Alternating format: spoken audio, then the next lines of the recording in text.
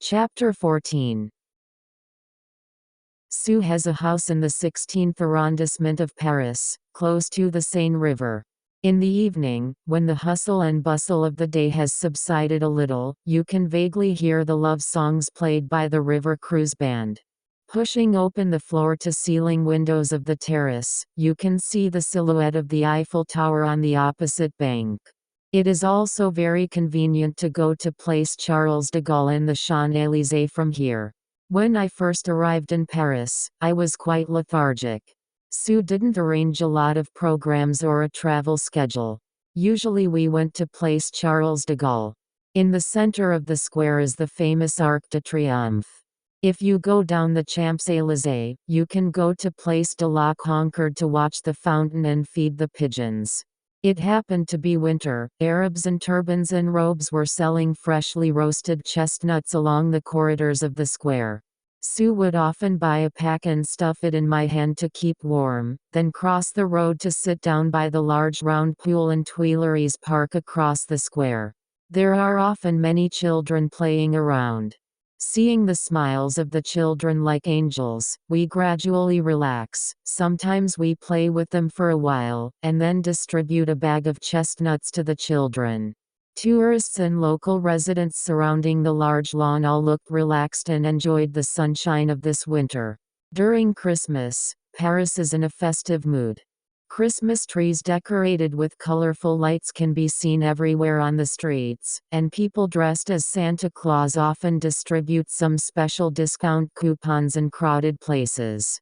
Sometimes when we were walking on the street, a man with elk antlers, a red nose, and a red cloak suddenly appeared, and bowed to me in a dramatic way. Before I could express my surprise, he suddenly stuffed a big cotton candy in my hands. The singer seemed to quickly utter a string of notes and walked away with dancing steps.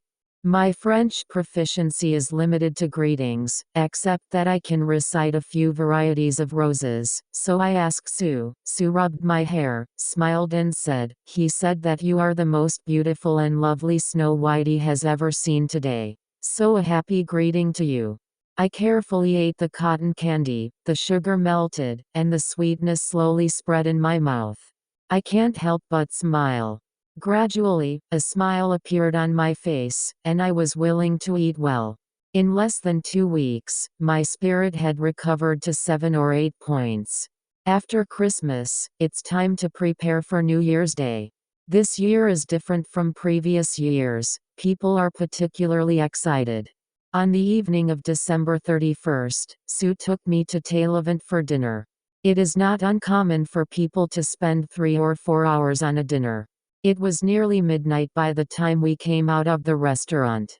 Sue suddenly took my hand. "Ruth, let's go somewhere." Sue drove all the way to the direction of the Eiffel Tower. It was very lively outside. The closer you were to the tower, the denser the crowds. Many streets that were originally not spacious were full of cars.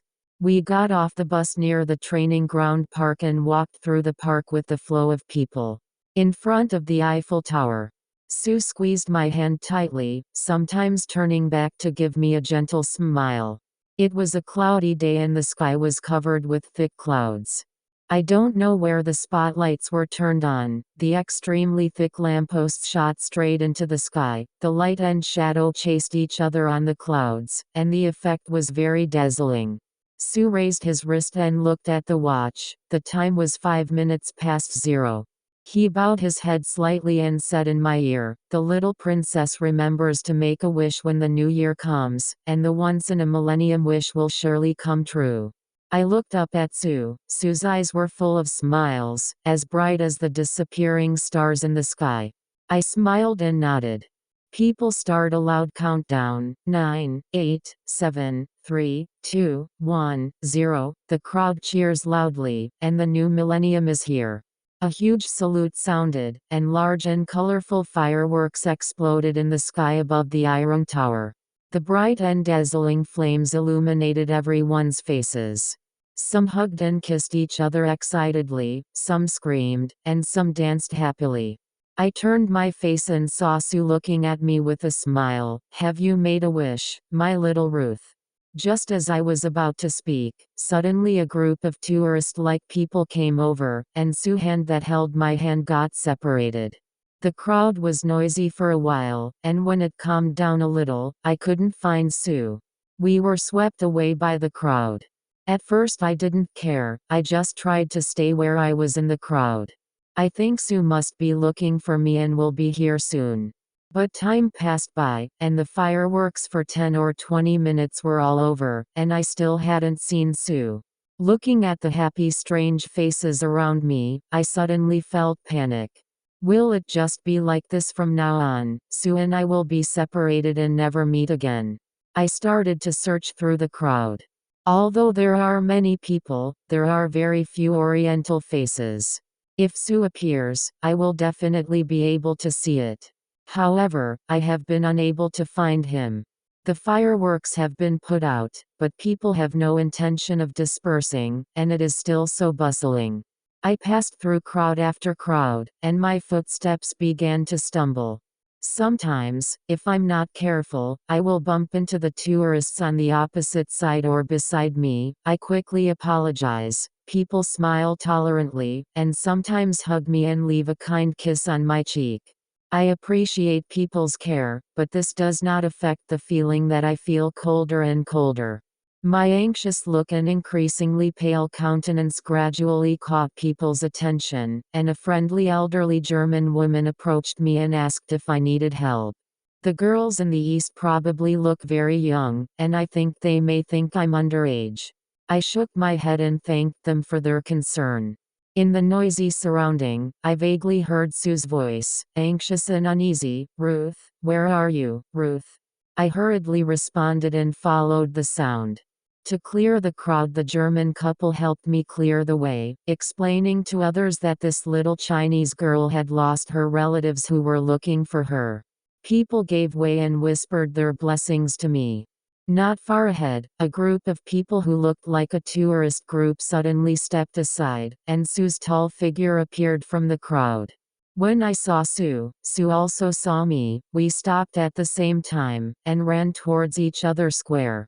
Amid the joyful boos and exaggerated exclamations of the people around us, Sue and I hugged tightly. Sue's arms were so strong that they were firmly cradling my body, as if they were trying to rub me into his body. His face was bent down close to my neck, the hard fibrous roots stuck to the skin beside my ears and cheeks, and the sound of breathing was so rapid. My face was buried in his chest, so I could really feel Sue's heartbeat, so fast and so strong, pounding and pounding again and again. I don't feel cold anymore, I don't feel scared anymore, and I feel like I've touched heaven in a trance. After a long time, Sue gently let go of me. I slowly straightened my back and looked up into Sue's eyes. "Do you want to know what I wished for?" Sue smiled and nodded. I opened my mouth calmly and read out the somewhat jerky French. "I want you to love me. I want you to give me a chance to love you." End of chapter 14.